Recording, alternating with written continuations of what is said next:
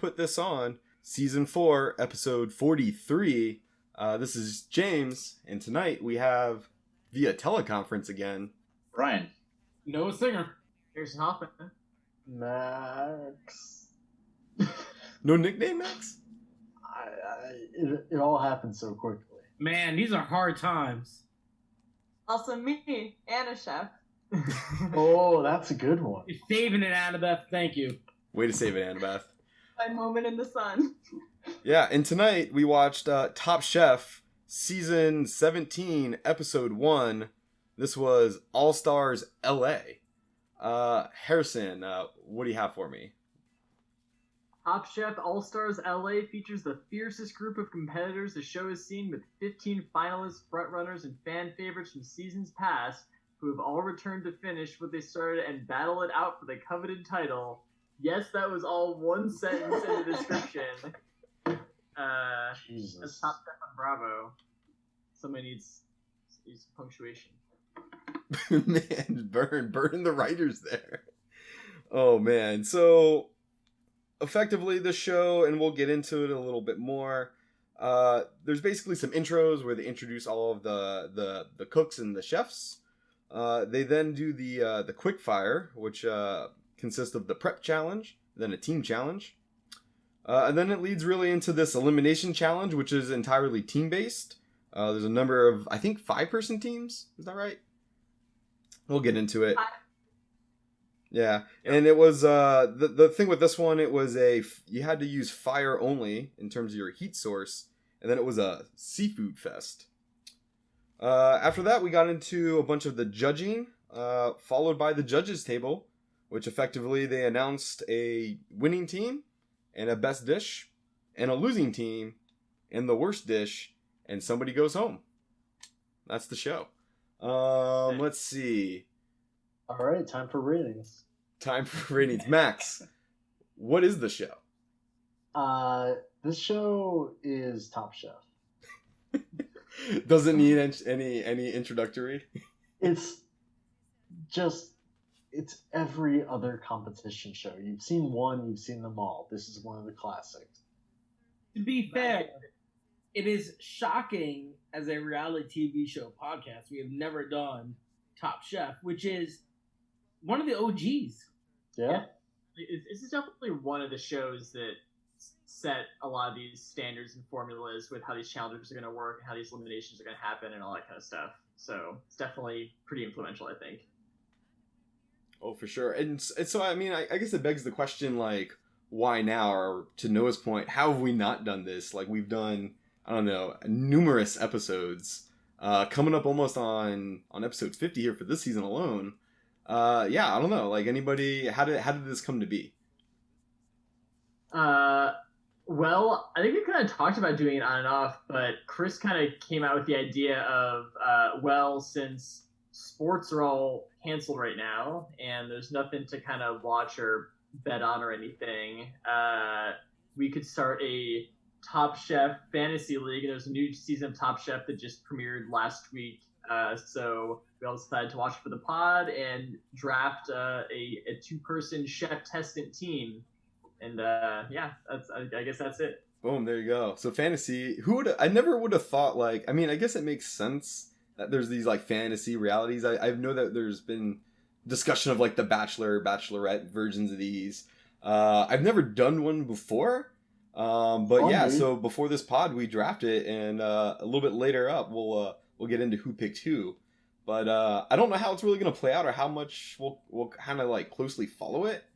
But it seems interesting. I mean, like, it's one of those things where, you know, you pick your 2 people at the beginning of the season, and then there's nothing to do, like, week over week. Like, I don't think you're trading. I don't think that there's a lot of strategy beyond us just picking those couple of people. If you want to try to trade for a chef, you should feel free to. When we did the one for The Bachelor, like, week to week, could basically like ask you some questions. So it'd be like, hey, do you think that Jennifer is going to get in the hot tub this week? And you'd, like, get points if you, like, predicted, like, things were going to happen in the show correctly. But I don't know. Yeah, so that's kind of like, I guess for this, it really just gives you a reason to kind of tune in and somebody to cheer for. Yeah. For sure. Yeah. All right, so I mean, like, let's get into it a little bit. So, is there anything? I mean, like, starting out with the intros, I think there's, it's pretty straightforward. There's 16 people this season? 15. 15? So yeah, there's a 15. They're all chefs. Is there any particular call-outs at this point?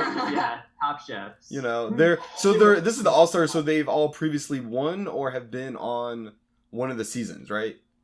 None of them have won. It's all, as the description says, finalists, frontrunners, and fan favorites from seasons past. Huh. So what's the one of the winners then? This is not a champion season. This is like an All-Stars season, and I think that they've intentionally not invited champions to it. It's like the usual All-Star thing. Yeah. So it's not some kind of Grandmasters, All-Stars, Grand Champion. No. It's not like the current Survivor season, which is all champions. Yeah. Huh. Got ya. I'll be honest with you. I found the intro section incredibly boring. I couldn't tell you who was who or what really anything notable about them. I don't know. Did anybody catch, I found it pretty frustrating, to be honest. To be fair, right? So they had 15 contestants. We have shows that tried to intro 10 people, and it's a mess. So I think to their credit, they didn't take the bait. They just jumped right into the quickfire. And see that they're on season 17, they're like, you know what? If you're in, you're in. We ain't trying to get those newbies to come onto the show. Yeah, I mean, it's also a little bit different, I think, because it's one of these All-Stars seasons, and I think that they're assuming that people are at least familiar with some of the people on the shows. They haven't at least done as much explaining, but because it's an All-Star season, I'm sure as the season goes on, there's going to be a larger backstory sort of component. You know what I mean? Oh yeah, I mean, definitely got to imagine it goes over time, but it just kind of trying to come into this episode clean. Be prepared. It's not the cleanest entry, but it kind of is irrelevant, I think, to Noah's point. It's just it kind of moves, kind of doesn't matter. And then let's really, really it gets into the quickfire challenge and the cooking challenge, which I gotta imagine if you're watching a Top Chef show, that's the reason why, right? It's really all about the food, what these people are cooking, etc. Does anyone, let's see, anyone want to explain this first prep challenge? Well, I do want to add that without having context of Top Chef, which I am included, albeit having a depth of reality TV show, it was very easy to follow along. Yeah, so just in the format. Right. I mean, it's you knew the game being had, and you're okay, they're going forward. They're going forward. You were not expected to understand the the characters, if you want to call them that. Yeah, it sort of didn't matter. I mean, I feel like this initial thing. Well, I mean, let's get into it. Which is, it's really all about setting the grounds for who's on which team. And so, as we said, there's 15 contestants, and so this prep challenge, I think all 15 are assigned the first part of a 3-part of prep challenges, to not call anything else. And I think the first one is about this artichoke prep. So they basically have to go out, and I don't even know what you call prepping an artichoke. Does anyone got any terms there? They had specific jargon, which is cool, but basically you had to unchoke the artichoke. I forgot the term they used, but basically you had to remove the meat from the flour. And then they moved on to an orange, and you had to clean cut the rind from the meat. Yep. And then they went to almonds, where you had to clean cut the meat from the shell. Right. Yep. So there's effectively these 3 challenges. The top 5 who did the best in the first challenge basically got to move on to the second part of this whole thing. And the second part being the what was that? The team challenge, so which we'll get to in a second. But then the next 10 would go do the second challenge, which was the orange peeling thing. Those top 5 would basically then move on and bypass the third round. And then the third round, they did the almond thing. And I guess they were, at this point, breaking into smaller teams of 3 or so? It was 5, 5, 5 per round. And basically, like, if you were one of the top 5 in each round, and then you got to leave with those 5 people and get a head start on the next part of the challenge. I get it. Three final teams after that. Right. So why would the last team, I guess for the almond thing, it was just, it was a time penalty, basically. They couldn't leave until they were done with it? Seems like it, yeah. And then once the almond team, so then basically the teams were just kind of peeling off as you know, the 5 people who finished the artichokes peeled off and they went and started cooking. The 5 people that did the oranges peeled off and started cooking. And then the 5 people finished the almonds, then they went. And as soon as people with the almonds got there, then it was 15 minutes until you had to turn your dish. So basically, like, the first team just got a time advantage. Nice. Yeah, I think one thing that is kind of unique about this show is the, like, flexibility of people you're allegiant to. Right? Think about it. They went from, like, team to 5, and they shaked it up, and then you're in, like, a random team of 3. Harrison and Annabeth, you guys have watched a couple seasons of the show. Is that common for Top Chef? I've never watched this show before. This is my first Top Chefing. Wow. First time chefer. First time chef. First time in the kitchen. I definitely know Harrison has seen a bunch. Yeah. So I would say that it just kind of, like, they definitely mix it up a lot. There's sometimes where they're competing individually, sometimes where they're in pairs or trios or half and half, or, they pretty much just kind of mix it up the whole time. I mean, like, when they start getting down towards the end and there's, like, fewer people, there's a lot more, like, just totally individual challenges for sure. Got it. And I guess, like, we kind of glossed over it, perhaps, for some of the newbies, but, like, the ultimate goal of Top Chef is, like, it's obviously an elimination style, and in the end, there's a winner, right? In this case, was it team? There is only one winner in Top Chef, and that is the person who is the top chef. They have a name for the second to best chef? Master Chef. Is that... No. Second. It's Top Chef Junior. That's a different show. Iron Chef. Did we do Top Chef Junior? We had to do one of these. Like, I can't Master believe. Chef Junior. Hell's Kitchen. That's a different show.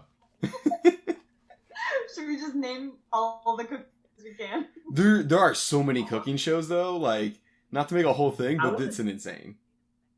I want to make like an infographic that just basically shows where all the cooking shows are in terms of skill of the contestants, because they're kind of all these like in a different sort of tier. You know, like Master Chef is like the home chefs, and like Top Chef is usually like you're kind of about to break out, but you don't have your own restaurant, and like. And then Final Table is like the pinnacle of Iron chef. Ooh, Yeah. Iron Chef, good cut. Guys, grocery games. Hey, I mean, Guys Grocery Games, is it the Triple G? Triple G. Not terrible. He's really into, like, the same 3 letters about things. Yeah. Yes. Was there anything interesting to call out around this team challenge at all before we move on? Can we pull that thread on Triple G's? Yeah, what's up? Do you think Guy Fieri gets in on? It's in on what? I'm trying to. Noah, you have to give us more.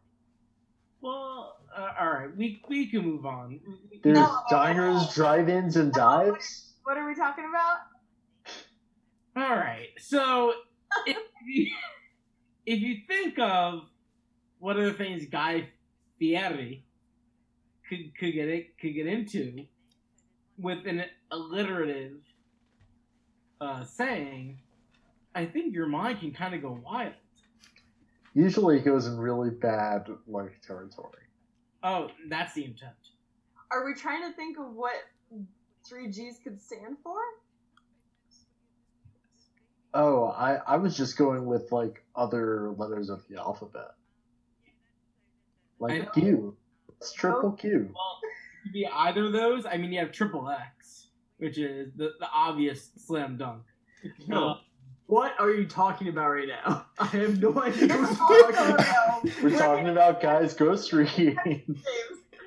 Man, I was really hoping Noah was gonna go just anywhere with that line of thinking, and he really just cliff dove, and I don't know what happened. So the No, we're moving on. We other people are going to innovate off the platform, and it died. You know, it's all right. Yeah, it's fine. Sometimes you come across a cliff. Yeah, we can cut that segment. No, we only roll here, and so I think that Max maybe has a fun fact for us regarding this next challenge. Okay. You ever eat a panini? I have eaten a panini. It's a nice You have warm not sandwich. eaten a panini. Panini is like the multiple. It's like saying, I ate a bird's. You don't do that. You ate a panino. And the same thing applies to tortellini. A singular is a tortellono. Now you know. That's why Tortellono and not a tortellino? The ono is like a diminutive. You know how like in Spanish when you add like ita or ito to the end of it, you're making it like little someone. Juanito is little Juan. Poquito. Yeah. is that So why Al Pacino is Pacino, not Pacini? no. Al- Opa. Hey, Whew. Okay. So moving on. anyways. Really the whole meat of this show really revolves around the elimination challenge, right? And so Yeah. one thing that was interesting was this whole fire only element. Any volunteers to talk us through a little bit of the details, or some might say the minutia? 5 teams of 3 compete in a challenge to cook Okay. a food feast using only fire. There you go. On the beach. On the beach. They have to build their own fire, maintain the fire. None of them have any trouble dealing with the fire. Usually on these cooking shows, when they're encountering some kind of fire challenge, a lot of trouble with people building them in to maintain the fire. People doing a pretty good job here. One thing that was interesting about this one is the judges or the hosts unveil just a huge amount of seafood, and then it seems like it's a mad rush where they all have to grab the seafood at the same time to decide like what they're gonna cook, and they take all of it instantly, and then people have no seafood. Oh, I agree. I'm glad you brought it up because that scene and this setup, it really like it left me questioning like why you have all these chefs. They're trying to do all these like interesting things. They're already the challenge element is like the seafood and cooking it and like making your own fire and all this stuff. And for some reason they're like also you have to fight in this grocery situation with all of the other chefs. They just don't have enough of every ingredient for every chef to have it. So, like, I guess you could have, like, an order and, like, have people go shopping or something, but I don't know. I can't remember if it's this part of the show or somewhere else where one of the chef testants refers to this as being the Hunger Games. Yeah. I don't think it was this episode. No, it was definitely this episode. It was this episode. I don't know when it was, but I think it might have been around this mad dash. Yeah, I do find it odd they have Mad Dashing because they do this in a Final Table as well, where they have people like rushing in, and it seems like a non-core competency for being a good chef. It's all about that hustle. I have no problem with this. Gotta I be think awesome. that to these challenges. It's like it's just imposing these weird restraints on like what you can do, and you have to be a good chef and solve it. Makes you innovate in case like you can't eat your first choice. Yeah. And that was definitely happening. I would don't even think it's kind of worth, but like there's 15 people. There's a variety of teams. I don't know how to break this down into any more ways that's even more interesting. So Yeah. was there anything that really stood out to anybody? Any details? Somebody tried to cook some fish over this open flame and tossed it on the grates without properly oiling the grates first. So obviously the fish started sticking to it. And then they're like, oh no. And they dumped the oil on it, which caused it to flare up and basically burn the fish. And yeah, that was definitely Nini. Bad protein. Not great. Yeah. Yeah, we had Nini and Malarkey. Malarkey was screaming at Nini because Nini couldn't get her shit together. Yeah, there's a person on this show called Malarkey. Brian Malarkey. Yeah, so that was really it. And then we get to the judging. There's a variety of shots of the judges critiquing. The judges does seem to be a who's in the chef world. Maybe take us through a couple of. Yeah, they definitely had some big names out. So the one that I recognized was Marcus Samuelsson. He owns a bunch of restaurants. Ethiopian Swedish chef, head chef of Red Rooster in Harlem. He also has Ginny Sup Club, Mark Burger, Sea House, Ringo Restaurant. Super well known. Yeah, he's definitely pretty famous. So for each episode of Top Chef, they have like the three sort of standard chefs, and then they have one guest judge who's like the official kind of guest judge. We saw at the very end how they kind of have like four of them at the last table doing like the final critique.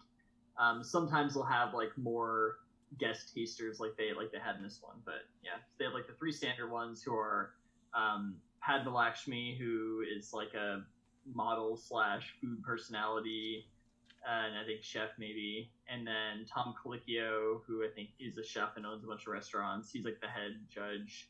And then Gail Simmons, who I think is it Food and Wine Magazine or something like that. So they had those people. Then they had, I'm not sure who the fourth guest judge was, but he was some other famous chef. It was Steve Aoki. Yeah, it was Steve Aoki, famed chef Steve Aoki. Wait, no, it seemed like there were just three main hosts: Tom, Padma, and the Food and Wine woman. But then there was a bunch of guests that came on.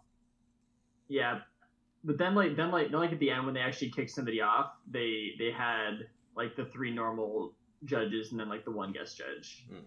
I see. That's what that. Yep, and so yeah, the judging, they show all of these dishes. Everybody on these teams basically prepared their individual dish that contributed to the team. They rated them, and that really kind of leads us into the judges table, where the yellow team, who is comprised of 3 people, won. I took a rough note if anyone has some more, but those 3 people were Stephanie, Jamie, and Gregory, I believe. That's correct. And then they proceeded to announce the best of the winning team, which was Gregory. I wrote down that Gregory won. I don't remember what he made. Some kind of seafood dish. Greg Gourmet, first pick in our Top Chef fantasy draft. There you have it. He did something with radicchio. No, he didn't do radicchio. He did the salmon with peaches. Oh, yeah. Melissa put the radicchio in the coals. So bold. Right. Radicchio right on the embers. Greg definitely came up very strong in the episode, though. One of the judges said, salmon with peaches. I can't believe it. I tasted it, and then I did. Also, Greg has some really cool glasses. His name is Greg Gourmet. It's not, but what if it were? Very close to Greg Gourmet. Yeah, I think this part of the show is interesting because they form these teams of 3 pretty quickly, and then the rating was like very loosely as a team. And so jumping ahead a little bit, giving a little bit of a spoiler, like 4 minutes ahead. The guy with the crazy mustache, he does this dish where he puts a piece of fish on top of pita bread with a little bit of sauce. The pita bread gets soggy, and nobody wants to eat soggy pita bread. That is horrible. So he just finally gets kicked out. But basically the whole team, even though they kind of all showed up lackluster, they really got dinged because of the soggy pita bread. He specifically said, "Oh, I'm worried about the bread like drying out." And then he's slathered on this aioli, and then they're just. Yeah, so that was that Mustache Joe? Yeah, Joe Pasta. Burly stash. His name's Joe Pasta? No, it's not.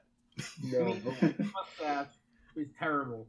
Like he has the whole like handlebar thing going with the paste and the mustache. Shit. Or Yeah, so on the losing team, I had Mustache Joe, Brian, I believe, and Leanne. Yeah. Yep. There you have it. Leanne, I feel like somebody drafted Leanne. Was that Chris? That was Chris. Yeah. Chris, who unfortunately couldn't join us tonight, who's a bit under the weather. Hopefully he feels better soon.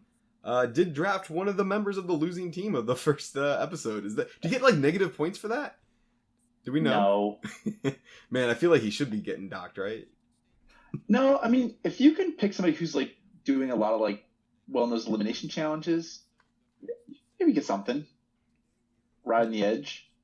I mean, I see. They're interesting. So, should we get into, let's see, probably some ratings? I don't know. Is it ratings time? Do we want to hit anything else? I think it's ratings time.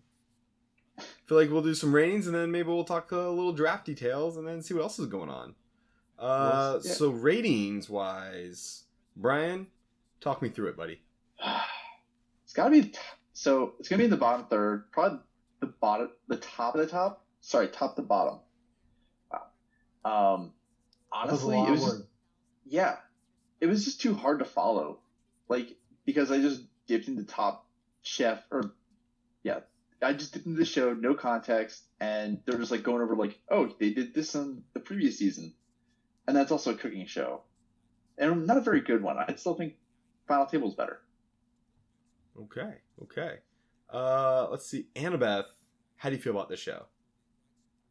I think this is a hard one to rate because it seems very likely that this show is not going to be representative of the whole season. Because this show was confusing because there were so many people introduced at once and a lot of backstory that you only get if you've watched other episodes.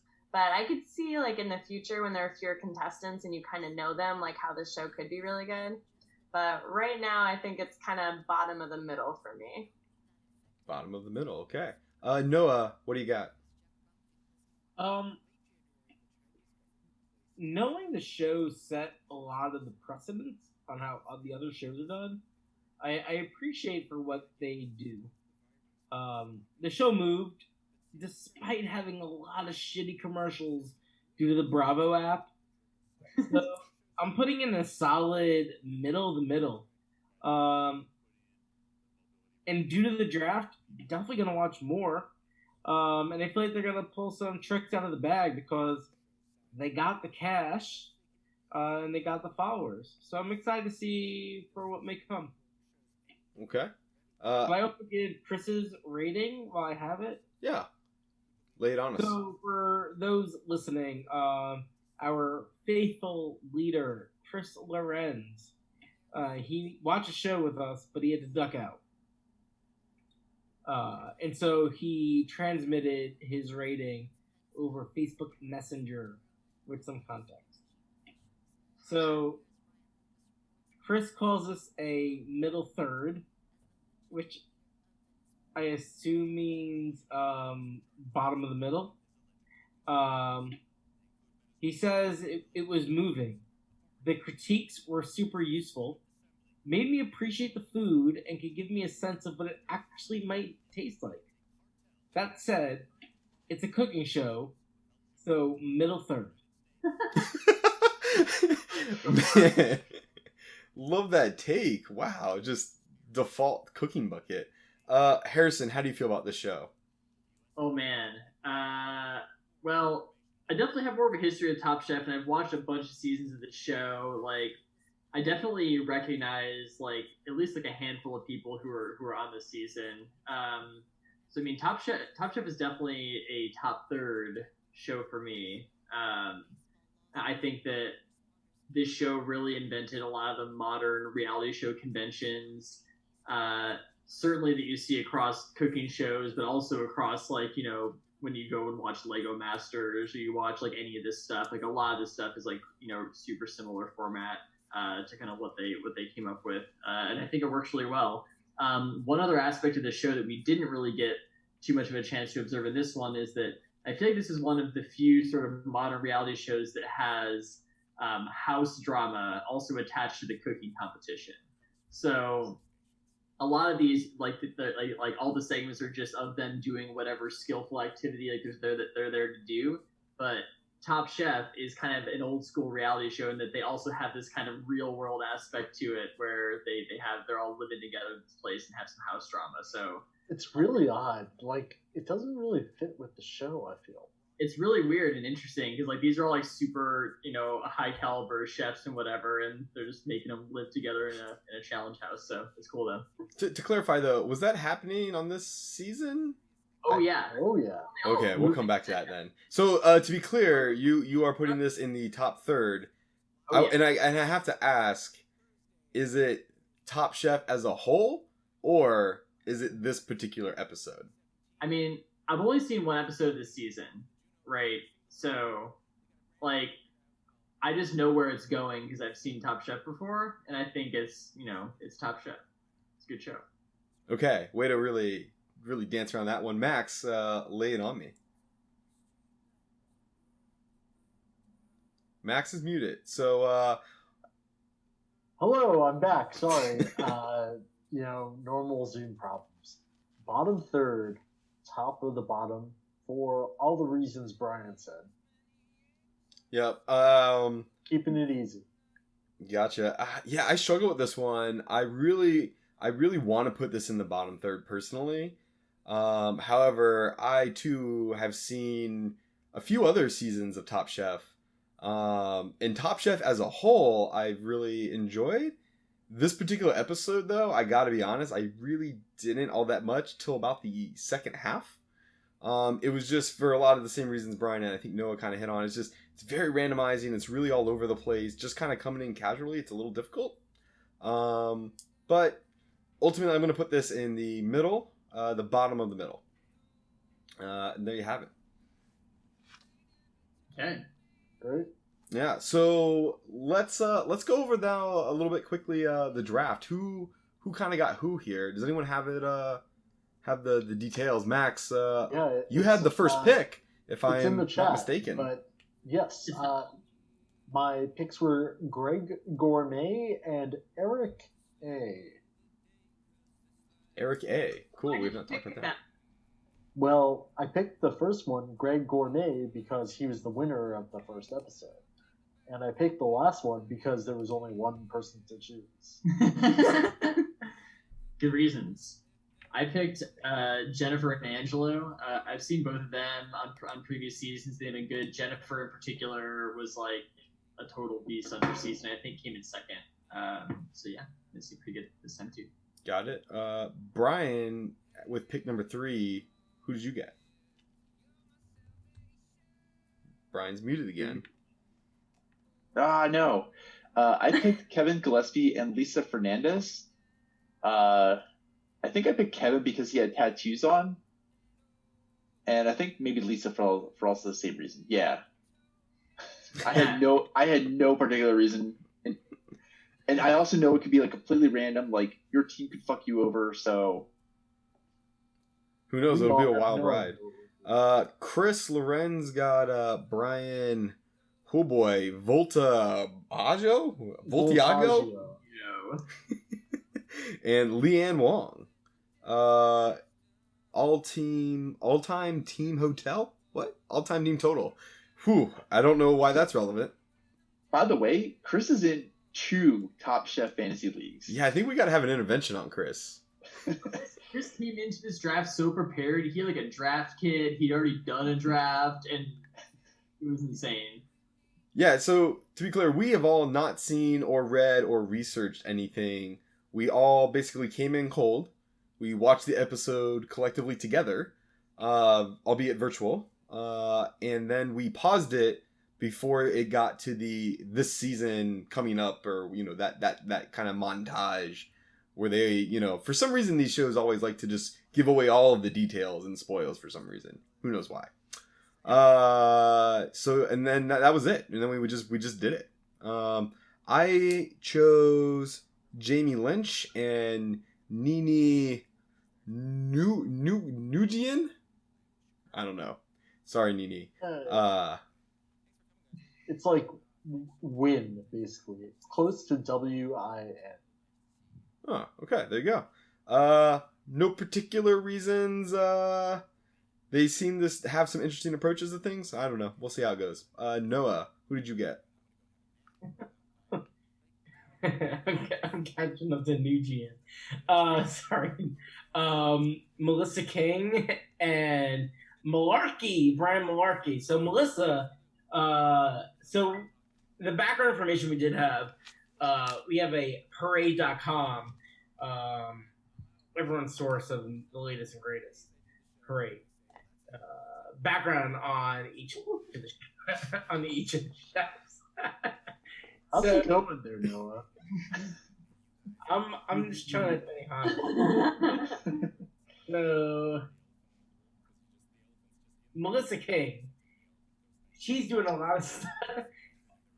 So I'm gonna get through them. Gotta get some. Oh no.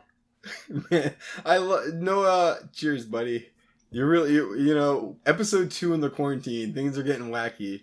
But to finish it out, Annabeth, talk me through who you got. Oh my god, I'm gonna hit the mute button. Close it. This is gonna be around the horn style, man. You guys are all doing these crazy faces. Let me try to put this out. All right, so we got Melissa King in San Francisco. She collaborated with a lot of people. She chefed at a lot of restaurants, so I feel pretty good about her. And then Malarkey, pretty impressive guy. He sold a chain of 10 restaurants to the Hakkasan group. So I feel like he showed in this episode that he has like a lot of like director type of skills. So I'm betting that comes in handy to get to the final round. Then we got to see if he can actually show up with his cooking. So I'm gonna stop there. But to get back to our the laughter, so we're all on Zoom recording this. Beside James, we all have different backgrounds and people are making different faces. Brian and Max, can you describe your background? So I just grabbed this clip from like It's Always Sunny in Philadelphia and popped that on the background. With them, all the characters giving a cheers. Mine is a Always Sunny in Philadelphia title card that says "The Gang Makes a Podcast." They're Fancy appropriate. chefs. We got some professional chefs in a professional kitchen. Some sort of top chef. Is Noah at a Benihana? Oh I yeah. am Benihana with a very excited white family with it seems like 2 and 1.5 kids. Average nuclear family. Side note: do you guys know who owns Benihana? Mr. Benihana. God. What? It is Steve Aoki's dad. You're correct. What? Yeah, Are you sure? 100%. Who's Steve Aoki's dad? He was this like I want to say he was a sumo wrestler. Really? Yeah, look it up. Yeah. But Steve Aoki, that definitely is like the founder, owner, like yeah. But so yeah, my Zoom background is I'm at a Benihana with a very excited white family. Who probably all have coronavirus right now, unfortunately. Wow, that's getting really swinging for the fences there. Hey Annabeth, tell me who you selected as the final picker in this draft. Sure. I got Karen and Stephanie. I don't know their last names. I picked Karen because she has cool red hair and she seemed like a baller. And I picked Stephanie because she made a tasty treat. Tasty treat. Was there a dessert? I don't remember any desserts. No. It Oh, was just like like a a- tasty fish. A tasty fish. Okay, there you have it.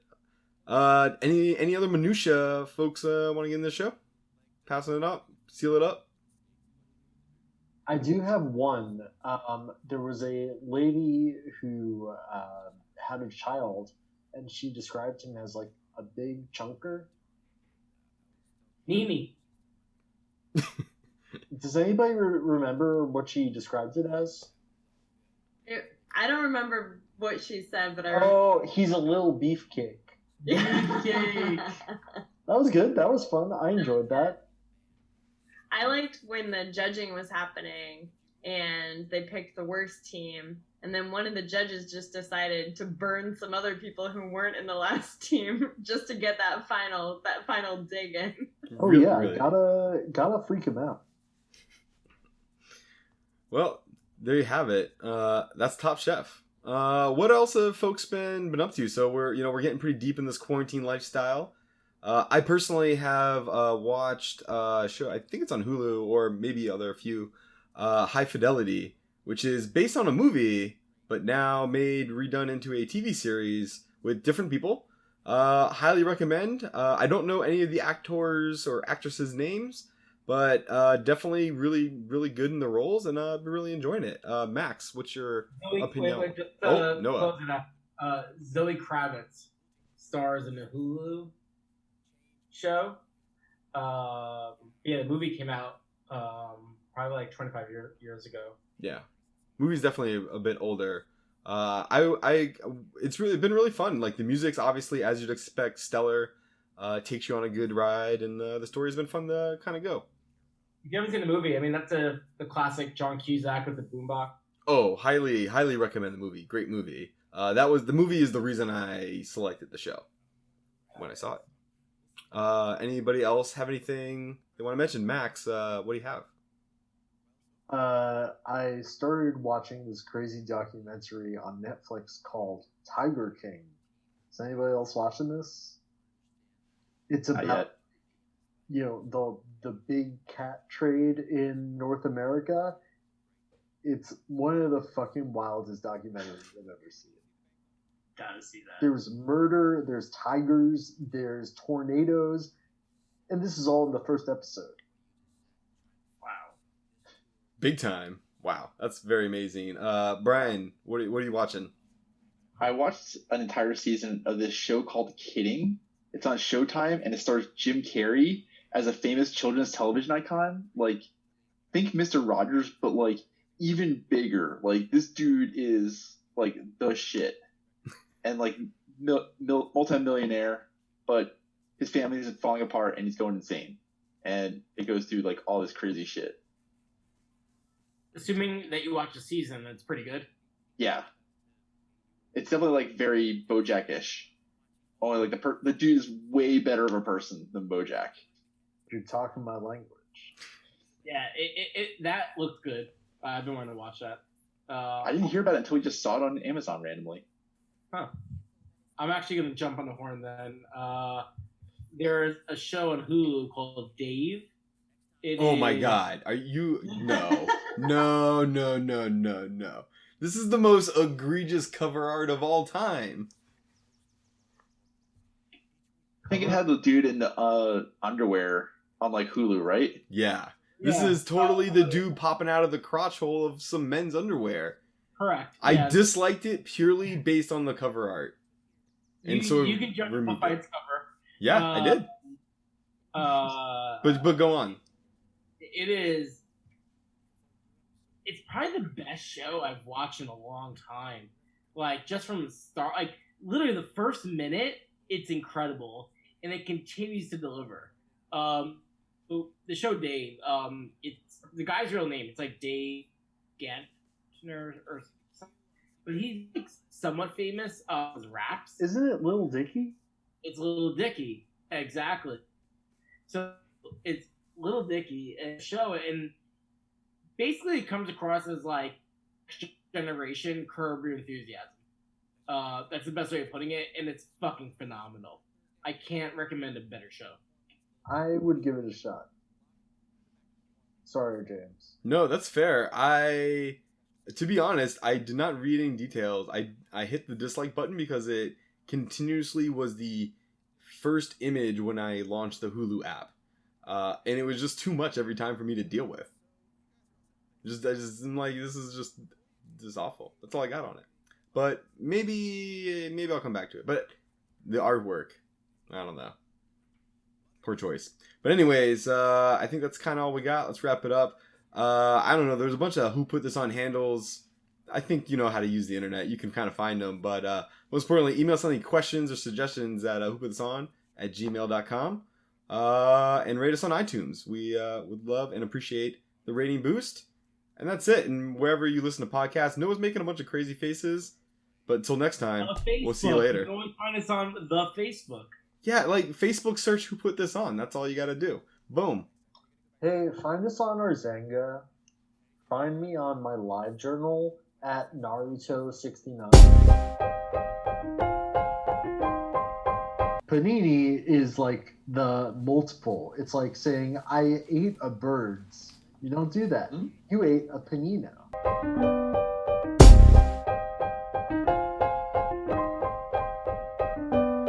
Tortellini. A singular is a tortellono.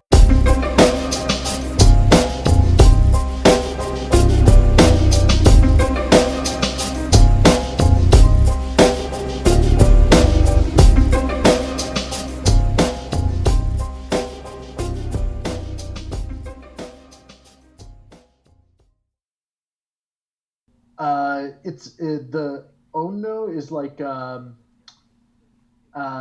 diminutive. You know how like in Spanish when you add like ita or ito to the end of it, you're making it like little someone. Juanito is little Juan.